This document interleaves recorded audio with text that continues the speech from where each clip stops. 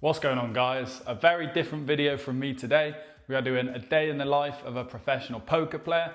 Basically going through my daily routine, what I get up to on a day-to-day basis as a professional poker player. We're going to be playing a session this evening. It is kind of the off season at the moment during the summer where there's not as many big tournaments. So there's not like a big tournament series on. So the buy-ins aren't going to be quite as big as usual, but we're still going to be playing a session, seeing how we do. Hopefully we can book a winning session in, but who knows? I can't determine the cards. But yeah, we're going to be seeing what I get up to on a day-to-day basis. Starting things off with a morning coffee, absolute essential.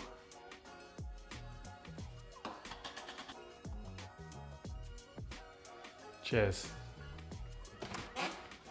So I'm just sat out having the morning coffee at the moment. Typically I'll wake up usually about 9 a.m, but it can be completely variable because it depends how late I've been grinding the night before. If we've been playing a tournament session, at the moment I've been going to bed quite a bit earlier because it's kind of the off season, not so many big tournaments. So I've generally been finishing usually by like midnight unless I've had a bit of a deep run going. But yeah, sometimes like during the bigger series I can be playing till like 3, 4, even up till like 6 a.m. sometimes if we end up making like a huge final table. So if I'm going to sleep at 6 a.m, I'm not then waking up at 9 the next day. So that's the thing, like my routine can be pretty variable, but generally I try to kind of stick to like a rough sort of wake up schedule of between 9 and 10, depending on how late I finish. And then if we've not really been playing many tournaments or I've just been playing cash games or something or having some time off poker,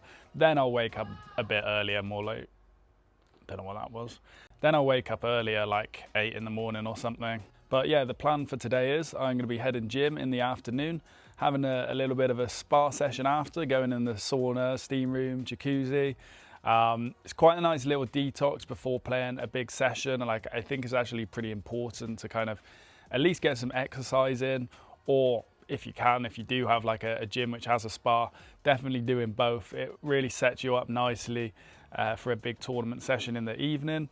But yeah, usually I'll kind of wake up, sit out here, have a coffee or whatever, have some breakfast, and then I'll probably do like a couple of hours of editing or something, like 2 hours maximum. I pretty much do all my own edits. I have had a little bit of help recently, but pretty much for the whole time I've been doing YouTube, like the last 4 or so years. And with my website as well, like my course, I've made all that myself, did all the editing for that. So I work pretty hard on it, to be honest, and it can be hard to kind of balance everything with poker, fitting in the study as well.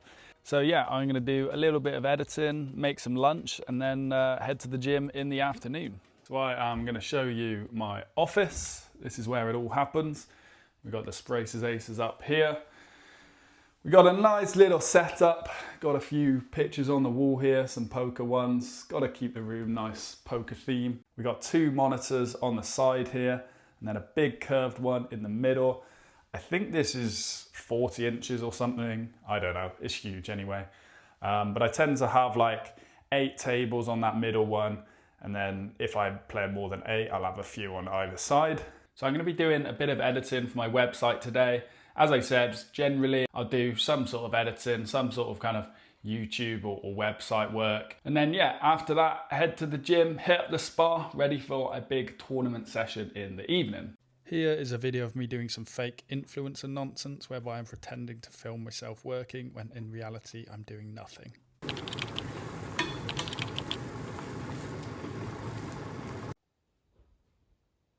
I tell you what, this homemade tomato pasta, absolutely banging.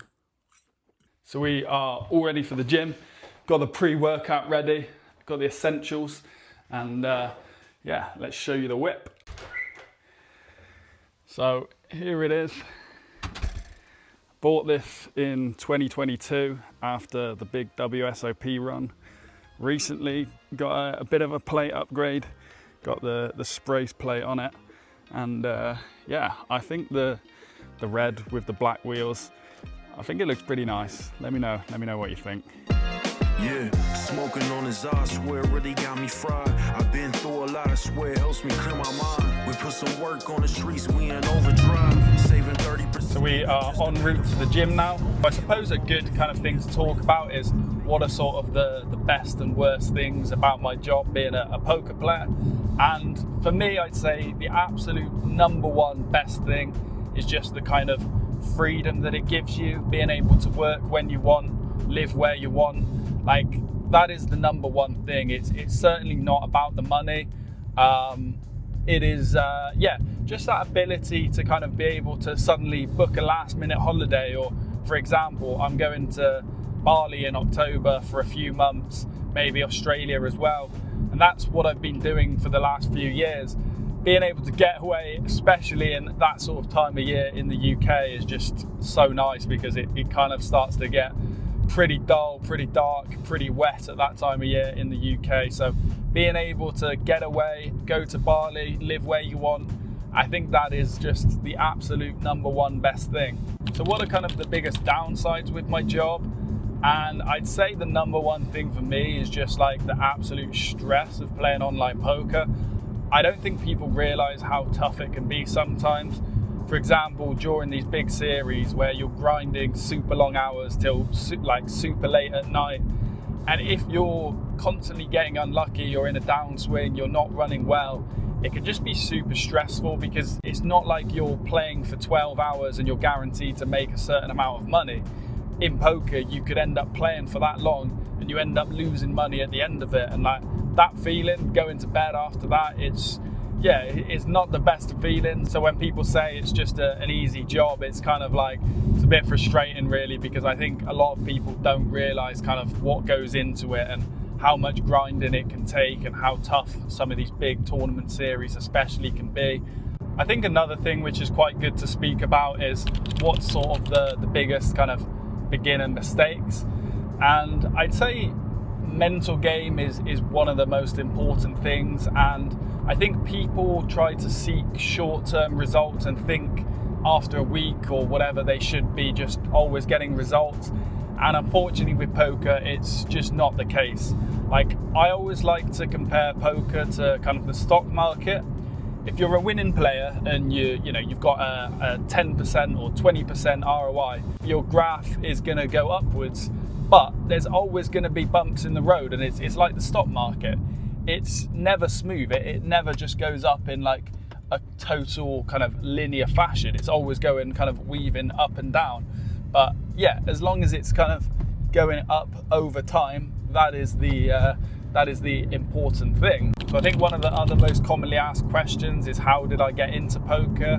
And the answer for that is actually quite an interesting one, because I got into it during COVID in lockdown. Like, I was just playing with some fake money games on PokerStars with my mates, not even real money. And then I started playing a few micro stakes games, like some $2 tournaments or whatever, and actually picked up like a few good scores early on. And when I say good scores, I mean like a couple $100 or something.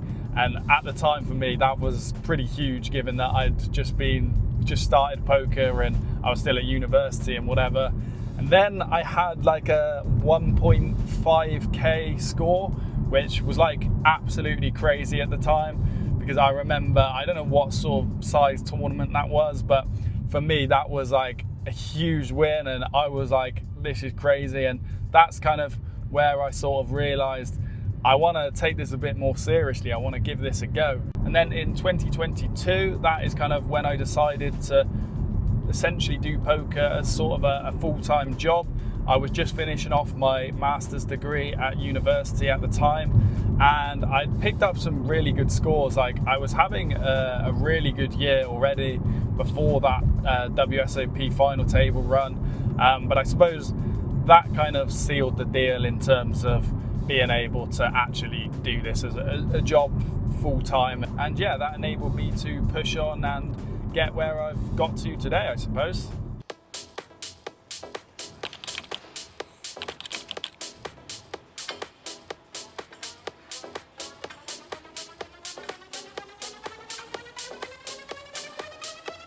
Now move your body, it's just a beat.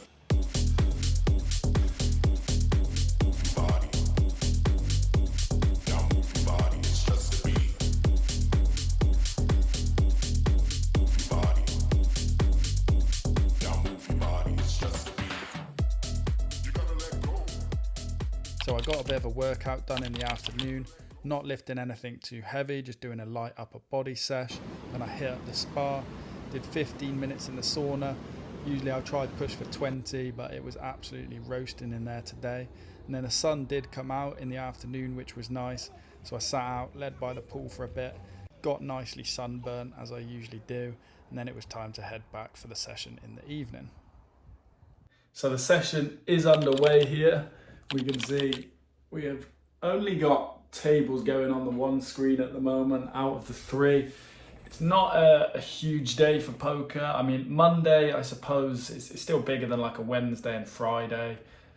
Tuesday, Thursday, Monday, all kind of similar, but we're not in a series at the moment, so it's smaller tournaments, smaller buy-ins, smaller guarantees.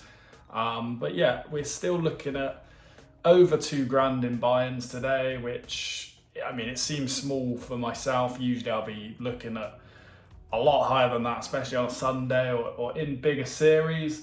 But you know, it's still something. We could still rack up some big scores today potentially. Who knows? Yeah, I've currently just got 7 on the go, just on the break at the moment. In like a big tournament series, especially like the WSOP Online, like when it combines with Stars W Coop, I can play generally up to 14 tables, but any more than that, it just starts to kind of get a bit too much for me. I know there's guys that play like 20, 24 tables, but for me, I think about 12 is like the optimal amount really. And then if it is just a huge tournament day, I will sometimes go up to 14, but I prefer sticking to kind of 12. And then, you know, as you start to get knocked out, it starts to get a little bit easier. The session has just restarted again, so I'm gonna get back to it. Things are looking not too bad so far. Potentially may have a final table run. We are 10th of 13 in the 250 Monster Sack, which is just the earlier tournament for the day. I think there's about 7 or 8 grand up top for this one. Maybe a little bit more actually. So yeah, we'll see how that goes. So I'm currently 12th of 12 in the 250 now. Lost a few pots, haven't been picking up any hands. I have now got a big all in. We got ace 10, 12 of 12. We got 7 big blinds. What's he gonna turn over? He's got pocket 7s, okay. It's not a good flop. Queen 4-5, 8 on the turn. Looks as though we're gonna bubble this final table. 3 on the river, yeah. Okay, whatever. So we pick up $731 in the 250. I mean, it's what, just 3x in the money. It's okay. It's not what we wanted, but whatever. It's a cash. We'll take it. So we are currently on a break again, and yeah, we are down to just 4 tables now. Session has kind of turned on its head a bit. I can't lie. We're out of the 525 main, which is the biggest guarantee of the day. Out of a couple of other tournaments, obviously cashed that one for $700, but I do still have the 1K left, which is the big boy tournament, I guess, the biggest buy-in of the day. I picked up 1 bounty so far, $250. So hopefully we can go on and pick up a big score in that tournament to save our day. I've entered, yeah, about 3.5K in buy-ins now in total, which isn't huge for like playing mid-high stakes on a tournament day. But yeah, still a bit of money we need to recoup here. So we'll see how this one goes. So the session did not end how we wanted it to. In the 1K, we'd already picked up $500 in bounties, and then all in 60 big blind pot here, all in pre, kings versus aces. And the river comes the king of spades. Just brutal, man. Like these 1Ks, just crazy. So unfortunately, a very brutal end to this day. I mean, we were relying on the 1K, the other tournaments. We'd had a few cashes here and there, but nothing kind of substantial. So we needed a cash in that 1K. And yeah, aces versus kings, getting there on the river. Just before the money as well was just brutal. Would have been in a nice spot to pick up more bounties as well. I just have had endless coolers in these 1Ks. I mean, overall this year, I've had a really good year, and like the 525s, 250s, like all the other tournaments I've been entering, I've ran, you know, reasonably well actually. But the biggest buy-ins, the 1Ks, it's been pretty crazy.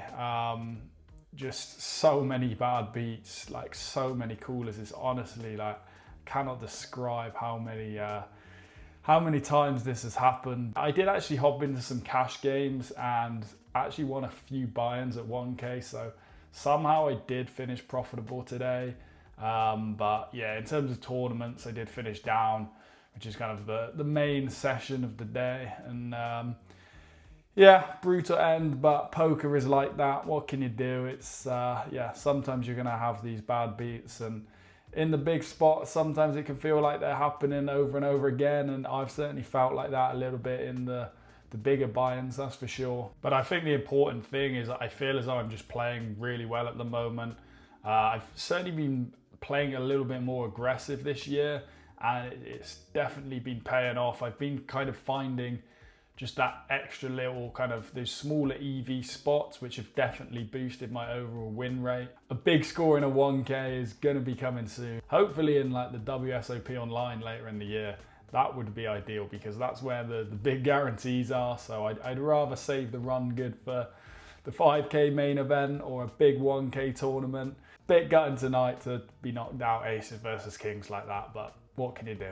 So yeah, the time is now just gone midnight. Session wrapped up, reasonably kind of early finish for a tournament day. Like midnight is, I mean, that's classified as early, so you can see why tournaments can be pretty draining sometimes, like especially during the kind of the big series, whereby you've got loads of tournaments on and often you're going to be finishing 2, 3 a.m. like 10, 11 hour grind. It can be tough, man. So sometimes playing just off season like this in some of the summer tournaments can be nice because you're not finishing so late, not grinding quite so hard. I'm looking forward to the WSOP online later in the year. That's pretty much the biggest series of the year, my biggest series. And then after that, I will be taking a few month break, heading to Bali, maybe Australia. I'm not sure yet what the plans are, but I'm sure I'll be making some more videos wherever I go anyway. So yeah, this has been a day in my life as a professional poker player. If you've enjoyed this video and you like this sort of content, want to see a bit more of that, let me know in the comments, give it a like. Yeah, all helps out the channel. So thanks for watching.